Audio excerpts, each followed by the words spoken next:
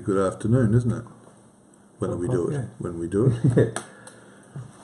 Hello, my name is Richard McLennan from the McLennan Collective. I'm here with Peter Bushby from Peter Bushby Real Estate. Good afternoon, Peter. G'day, Richard. How are you? Good. Look, I've been looking forward to this topic today. Had the budget on Tuesday night, and I believe you've got a few comments, which are your own comments, by the way, and opinions. Pete, would you like to share your thoughts on the budget that was brought down on Tuesday evening? Certainly. Thanks, Richard. Treasurer Scott Morrison brought down the 2017 budget, as we all know, and I'm proposing just to have a look at how that's affecting the housing market and obviously make a few comments in relation to that. I have taken the Real Estate Institute, had a good look at the Real Estate Institute of Australia, which is the peak body representing real estate agents around the country, and had a look at what they've actually put out, and I've got a lot of respect for the organisation. I was lucky enough to be Tasmanian Director for 5 years and served as National President for 2 years in 2013-14. So I find that they're a very, very credible organisation, and so we're going to have a look at their analysis, and I'm going to share some of their comments and some of mine in relation to that, as I see it affecting us locally. So perhaps if I launch into that, Richard, firstly, very, very pleased to see that there are no changes to negative gearing other than some particular deductibility issues, nor any changes to the capital gains tax. A number of the measures as well were designed to address housing affordability for first home buyers, and one of those initiatives is that first home buyers are now allowed to salary sacrifice contributions for a home deposit from pre-tax pay through first home savers scheme, bit of a mouthful. Contributions limited to $30,000 per person and $15,000 a year. They'll be taxed at 15% rather than their marginal rates, and withdrawals will be taxed less 30 percentage points. So there's some competitive advantages in doing that. This provides a boost in savings by at least, they're saying 30%. The government is saying 30%. Whether that's in fact the case will depend, I guess, on income levels and so on.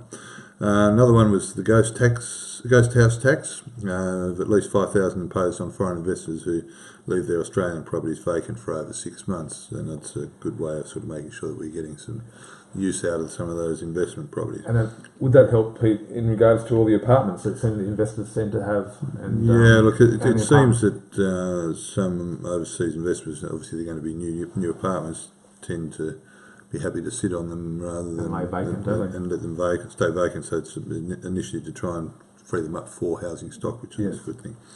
Another one, over 65ers selling the property are able to make a non-concessional contribution to superannuation of up to $300,000 from the sale of their principal home. That'll be after July 1, 2018.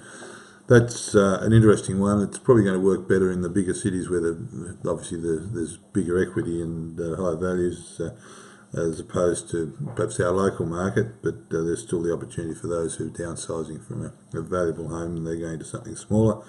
There is a downside, as I understand it, in talking with some people, that it will have some effect on some people's pensions depending on how they're structured, so financially, but that's a design to try and free up some bigger houses where people are living in much more space than they need and making them available for families and so on that probably better fit that style of housing.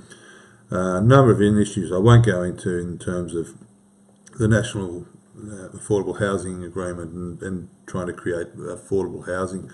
There is a number of initiatives there which will help that end of the market.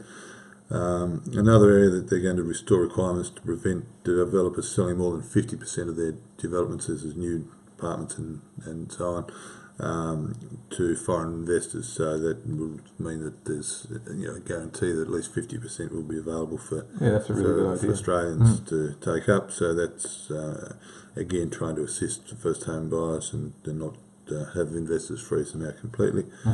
They're promoting rent to buy and shared equity systems. Interesting one for those who are buying investment properties. Travel expenses associated with properties will not be allowed as of the budget date, and only deductions for actually new expenditure on the properties will be available, so you won't be able to write off equipment and fixtures that are existing in the properties. There's a tightening also of the foreign investor rules. Government to stop foreign and temporary residents from claiming the main residence as a capital gains tax exemption, which as their Australian property. So I think that's probably a very good thing too in that respect. They're also increasing the rate of the threshold for the foreign resident capital gains tax from 10 to 12.5%. And the other one that this measure really hasn't had a lot of effect in Tasmania is we don't have too many $2 million properties, but they're bringing the threshold down to 750,000, which is getting closer to the Tasmanian price structures. Will have a bigger impact on the mainland, but there are some implications with the paperwork side of things, and it's going to mean that people need to be better trained on the implications there. Yeah, sounds like a good one for you to unpack a little bit. Yeah, look, we have a look at that down the track at some stage. It's getting close. I think the median price around the country is now approaching the $750,000 mark, which means that it's sort of now pretty much parity there with their lower level, or the new low level. So that's going to have a pretty significant effect on just about every property is going to need to do a declaration. So that's one that's going to need to be managed going forward. But overall, I think if you summarise the budget, I think it was a pretty sensible budget as far as property goes, and I think we can move forward. I'm delighted that they've not tinkered with negative gearing as Labor and the Greens would like to do. I think that's a recipe for disaster, and to think that they might at some stage try and change it, I think is a recipe for disaster, and anybody who owns property should be worried about their investment. Well, that sounds great. I really appreciate those points, Peter. And I guess for our listeners out there, if they would like to know any further details, to either contact you. More than happy to talk to anybody if they'd like to. Via Facebook or your email at peter@peterbushby.com.au. Yeah, excellent. So, Pete, any new listings that you got on the book? Yeah, look, interesting little listing picked up out at Bracknell, which is about 20-25 minutes out from Launceston out through towards Deloraine.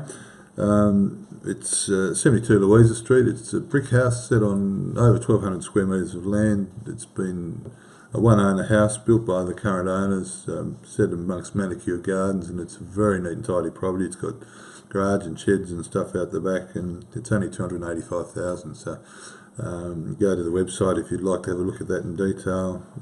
But that's one I think will sell fairly quickly because it is a really neat package. Yes. And as far as open homes go, this Saturday, Peter Darrow, my associate, will be opening up again 166 King Street out at Westbury.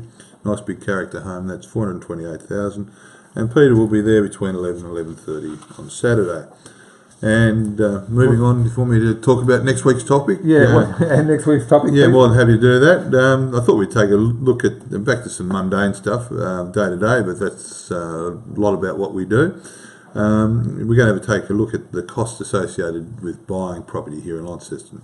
The things you need to consider, like stamp duty, legal costs, if you're getting a building inspection, bank fees, all that sort of thing. So we'll try and package that up so that you can actually get a good understanding of just what it takes to buy on top of your purchase price. Right, and that's a great topic to talk about in layman's terms to the public there. So I hope you can join me again next Thursday, 12 o'clock, when we do Property Talk.